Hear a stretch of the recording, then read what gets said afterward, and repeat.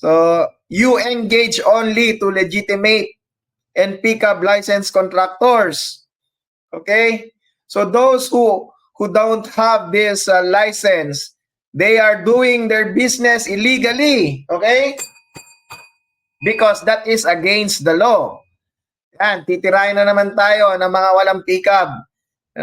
Kaya tayo, nagsimula tayo, wala tayong pickup. Ayusin na natin. Para-paras tayo nagsimulang wala. Sikasuhin natin yung lisensya kasi, di ba, magkakaroon ka ng business permit, ng SEC, ng DTI, and then BIR. Eventually, ayusin mo yung pickup license mo. Kasi negosyo yan. Kung nanonood ka ngayon at wala ka pang pickup, huwag ka na magdahilan na wala kang pickup dahil pinaprocess mo pa, etc. Kalokohan yan. No? Give time, you process it, no? Consult a lawyer or directly to the